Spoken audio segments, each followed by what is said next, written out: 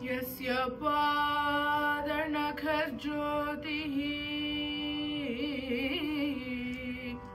अज्ञानध्वान्तनाशनम् तस्मै श्री गुरुदेवाय नतिरस्तु आत्मबन्धवे नास्ता धर्मे नवसुनिचये नैव कामोपभोगे यद्भाव्यं तद्भवतु भगवन् पूर्वकर्मानुरूपं एतत् प्रार्थ्यं मम बहुमतम् जन्म जन्मान्तरेऽपि त्वत्पादं रुहयुगकदा निश्चला भक्तिरस्तु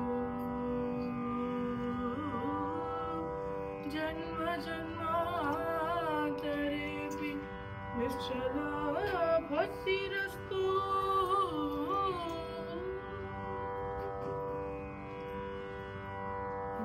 जन्म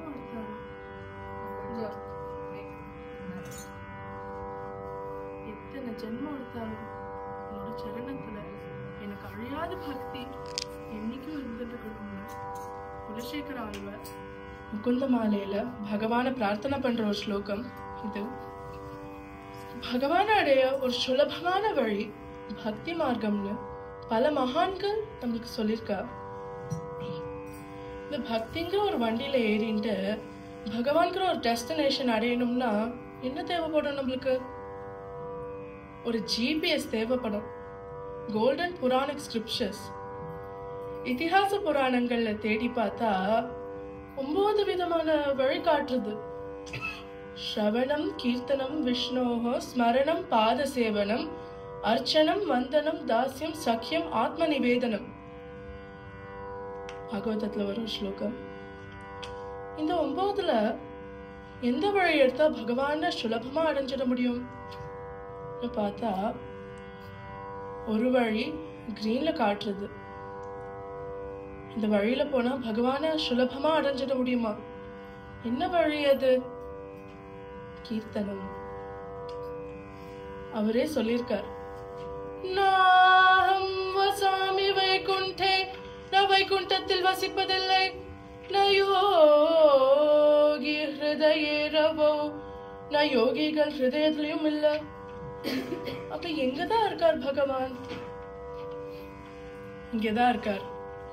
நம்ம எல்லாம் பக்தியோட சங்கீர்த்தனம் பண்றது கேட்கறதுக்காக பகவான் கிளீவ்லாண்ட்க்கு வந்திருக்கார். இந்த மகோத்சவம்லாம் முடிகிற வரைக்கும் இங்கதான் இருப்பாராம். அவரு பத்ம புராணத்துல நாரதர் கிட்ட சொல்றார், மத்பக்தாः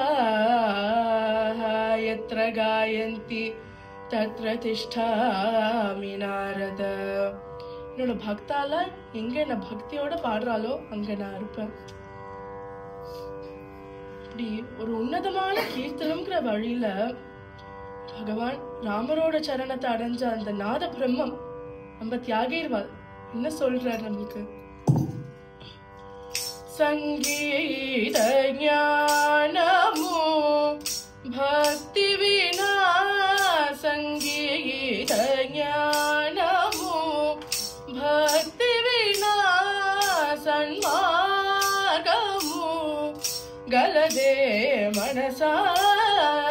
संगीत ज्ञानमो भक्ति विना, सन्मार्गमो गलदे मनसा. பக்தி இல்லாத ஒரு சங்கீத ஞானம் பகவான் அடைய ஒரு நல்ல வழியா இருக்காதுன்னு தியாகிர்வால் சொல்றார். இன்னைக்கு இந்த கிளீவ்லாண்ட்ல கர்நாடக சங்கீதத்தை மையமா வச்சுண்டு இவ்வளவு ஒரு மகோன்னதமான ஒரு மகோத்சவம் நடக்கிறதுனா அது சுலபமா கிடைச்சிடல நம்மளுக்கு. சாமவேதத்தோட உபவேதமாகிய காந்தர்வ வேதத்திலேதான் கிடைச்ச அந்த கர்நாடக சங்கீதம் பல மகான்கள் அதை உபாசனம் பண்ணி அதை ரட்சிச்சு நம்ம கிட்ட சேர்த்திருக்கா. भृङ्गी नटेश समीरज घटज मतंग नारद दुलु उपसिंचे.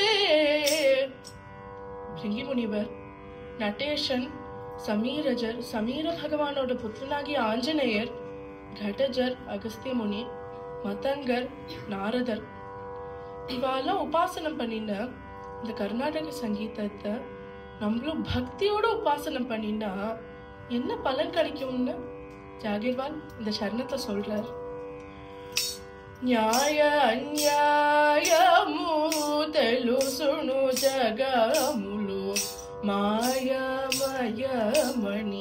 తెలుసును దూర్గుణ కాయజాతి షడ్రిపుల జయించే కార్యము తెలుసును త్యాగరాజునికి. காவேரியில பார்த்தீங்கன்னா புது ஜலம் வரத்து பழைய கஷடுகள்லாம் அடிச்சுட்டு போய் புது ஜலம் சல சல சல சலன்னு பிரவாகமா ஓடி வரும். பார்க்கறதுக்கே கண்ணுக்கு குளிர்ச்சியா இருக்கும். அப்படி கர்நாடக சங்கீதத்தை உபாசிக்க உபாசிக்க நம்மளுக்குள்ள இருக்க கஷடுகள் காம குரோத லோப மோக மதம் ஆச்சரியாதிகள்லாம் விட்டு போயிடும். புது சத்புத்திகள் நம்மளுக்குள்ள வளரும். எது நியாயம் எது அநியாயம்னு நம்மளுக்கு புரியும். இந்த உலகமே மாயம்னு நம்மளுக்கு புரியப்படும். இந்த கீர்த்தனத்துல தியாகராஜர் சொன்ன மாதிரி கர்நாடக சங்கீதத்தை பக்தி மார்க்கத்தை பிரச்சாரம் பண்றதுக்கு மாத்திரம் பயன்படுத்தி அதன் மூலியமா பகவானோட அனுகிரகம் எல்லாருக்கும் கிடைக்கணும்னு நான் பிரார்த்தனை பண்ணிக்கிறேன்.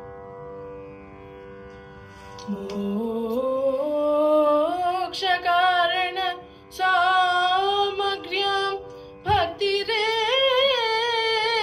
गरीयसी